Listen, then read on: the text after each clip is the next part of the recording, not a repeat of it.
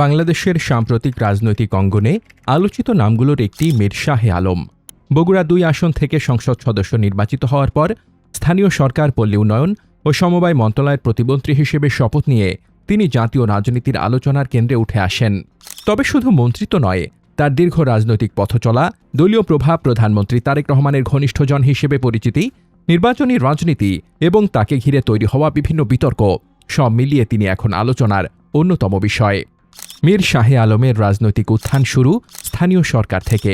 ১৯৯৭ সালে মাত্র ২৫ বছর বয়সে তিনি বগুড়া শিবগঞ্জ উপজেলার আটমূল ইউনিয়ন পরিষদের চেয়ারম্যান নির্বাচিত হন। এরপর ধীরে ধীরে নিজের রাজনৈতিক অবস্থান শক্তিশালী করেন। ২০০৯ সালে তিনি শিবগঞ্জ উপজেলা পরিষদের চেয়ারম্যান নির্বাচিত হন। দীর্ঘদিন ধরে তিনি শিবগঞ্জ উপজেলা বিএনপি সভাপতি এবং বগুড়া জেলা বিএনপি সহসভাপতি হিসেবে দলীয় রাজনীতিতে সক্রিয় ছিলেন। ২০২৬ সালের জাতীয় সংসদ নির্বাচনে বগুড়া ২ আসন থেকে বিএনপির মনোনয়নে নির্বাচন করে তিনি ১,৪৫,০২৪ ভোট পেয়ে সংসদ সদস্য নির্বাচিত হন। তার নিকটতম প্রতিদ্বন্দ্বী জামায়াত ইসলামীর প্রার্থী আবুল আজাদ মোহাম্মদ শাহাদাতুজ্জামান পান ৯৩,৫৪৮ ভোট। নির্বাচনের পরপরই তিনি স্থানীয় সরকার, পল্লী উন্নয়ন ও সমবায় মন্ত্রণালয়ের প্রতিমন্ত্রী হিসেবে শপথ নেন। এর মধ্য দিয়ে দীর্ঘ প্রায় ৩ দশক পর বগুড়া থেকে কেউ মন্ত্রিসভায় স্থান পান। তবে বগুড়া ২ আসনে তার মনোনয়ন নিয়েও রাজনৈতিক অঙ্গনে আলোচনা ছিল। দীর্ঘদিন ধরে ধারণা ছিল এই আসনে বিএনপি নাগরিক ঐক্যের আহ্বায়ক মাহমুদুর রহমান মান্নাকে প্রার্থী করতে পারে। ২০১৮ সালের জাতীয় সংসদ নির্বাচনেও মান্না এই আসন থেকে প্রতিদ্বন্দ্বিতা করেছিলেন।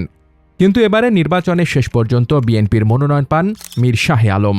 রাজনৈতিক বিশ্লেষকদের একাংশের মতে দলীয় পর্যায়ে তার শক্ত অবস্থান, দীর্ঘদিনের সাংগঠনিক ভূমিকা এবং কেন্দ্রীয় নেতৃত্বের আস্থা মনোনয়ন পাওয়ার ক্ষেত্রে গুরুত্বপূর্ণ ভূমিকা রেখেছে। তবে বিএনপি আনুষ্ঠানিকভাবে এ বিষয়ে কোনো ব্যাখ্যা দেয়নি। রাজনৈতিক মহলে মীর শাহে আলমকে প্রধানমন্ত্রী তারেক রহমানের ঘনিষ্ঠজন হিসেবে বিবেচনা করা হয়। দলের শীর্ষ পর্যায়ের সঙ্গে তার যোগাযোগ ও আস্থার সম্পর্ক নিয়ে দীর্ঘদিন ধরেই আলোচনা রয়েছে। প্রধানমন্ত্রী তারেক রহমান লন্ডনে অবস্থানকালে বিভিন্ন সময় তার পাশে মীর শাহে আলমকে দেখা যাওয়ার বিষয়টিও রাজনৈতিক মহলে আলোচনার জন্ম দেয়। বিশেষ করে ঈদের নামাজে প্রধানমন্ত্রীর পাশে তাকে বসতে দেখা যাওয়ার ঘটনা তার ঘনিষ্ঠতার উদাহরণ হিসেবে অনেকে তুলে ধরেন।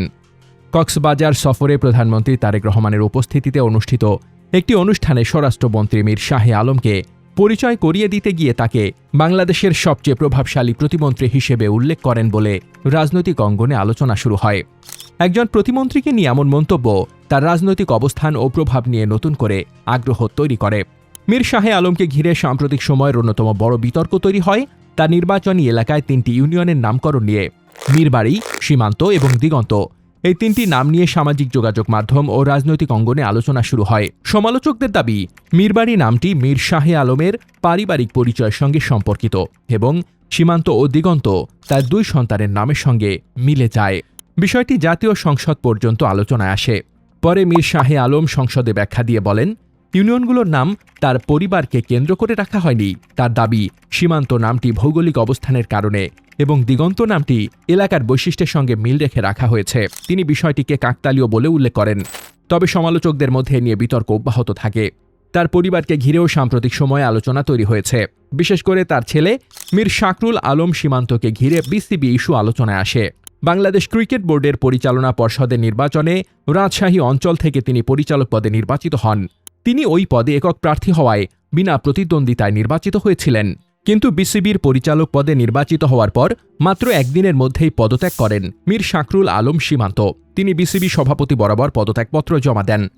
পদত্যাগের কারণ হিসেবে তিনি ব্যক্তিগত ব্যস্ততা, ব্যবসায়িক দায়িত্ব এবং পারিবারিক ব্যস্ততার কথা উল্লেখ করেন। তার বক্তব্য ছিল, বিসিবির মতো গুরুত্বপূর্ণ প্রতিষ্ঠানের দায়িত্ব যথাযথভাবে পালনের জন্য যে সময় ও মনোযোগ প্রয়োজন তা দেওয়া সম্ভব হবে না বলেই তিনি সরে দাঁড়িয়েছেন। তবে তার দ্রুত পদত্যাগ নিয়েও রাজনৈতিক ও সামাজিক অঙ্গনে নানা আলোচনা তৈরি হয়। ইউনিয়ন পরিষদের চেয়ারম্যান থেকে উপজেলা পরিষদের চেয়ারম্যান, এরপর সংসদ সদস্য এবং শেষ পর্যন্ত প্রতিমন্ত্রী। মীর শাহে আলমের রাজনৈতিক পথ চলা বাংলাদেশের স্থানীয় রাজনীতি থেকে জাতীয় ক্ষমতার কেন্দ্রে উঠে আসার একটি উদাহরণ। সমর্থকদের কাছে তিনি একজন সফল সংগঠক ও শীর্ষ নেতৃত্বের আস্থাভাজন নেতা, আর সমালোচকদের কাছে তিনি ক্ষমতার কেন্দ্রে দ্রুত উঠে আসা এক আলোচিত ও বিতর্কিত রাজনৈতিক চরিত্র।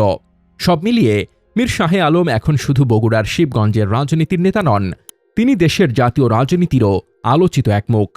তার ভবিষ্যৎ ভূমিকা এবং রাজনৈতিক প্রভাব এখন নজরে রাখছে রাজনৈতিক মহল।